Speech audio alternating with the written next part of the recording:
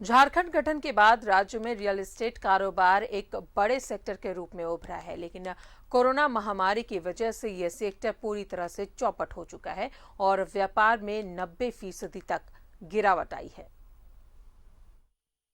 राज्य गठन के बाद राजधानी रांची समेत पूरे प्रदेश में जमीन और फ्लैट की कीमतों में बेतहाशा वृद्धि हुई और रियल एस्टेट का कारोबार एक बड़े सेक्टर के रूप में उभरा।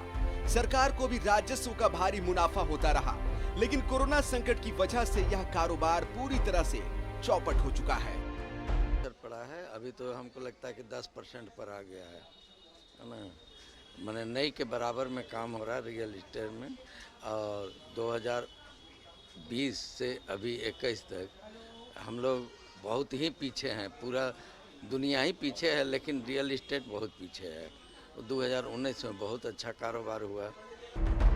रियल एस्टेट कारोबार से जुड़े बड़े व्यापारियों के अनुसार कोरोना संकट को देखते हुए राज्य सरकार ने उन्हें कुछ रियायतें दी, लेकिन कारोबार को संभालने के लिए दी गई रियायतें पर्याप्त नहीं थी और यह कारोबार अब भी एक बड़े संकट से जूझ रहा है। उम्मीद है कि कोरोना का प्रकोप कम होने के बाद व्यापार कुछ हद तक संभलेगा।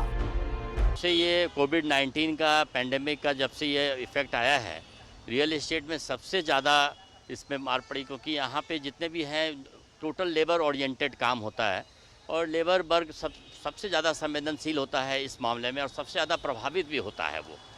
तो वैसे में सरकार की तरफ से भी काफ़ी गाइडलाइन आए, रेस्ट्रिक्शंस आए, फिर हम लोग काम भी किए, लेकिन कहीं ना कहीं लेबर के प्रॉब्लम की वजह से, मटेरियल सप्लाई की वजह से, चेन टूटने की वजह से रियल एस्टेट का कारोबार पर असर पड़ गया। लोगों के भी जो इकोनॉमिकल कंडीशन उस पर भी असर पड़ा और वो लोग भी अभी नए मकान लेने में उतने सक्षम नहीं हैं। जब बड़े कारोबारियों की हालत इस हद तक खराब है तो उन मजदूरों की क्या स्थिति होगी जिनके दम पर यह कारोबार चलता है, इसका अंदाजा तक नहीं लगाया जा सकता। यूं तो कोरोना महामारी ने हर सेक्टर पर बुरा प्रभाव डाला है, लेकिन रियल एस्टेट सेक्टर पर इसका कुछ ज़्यादा ही प्रभाव पड़ा है।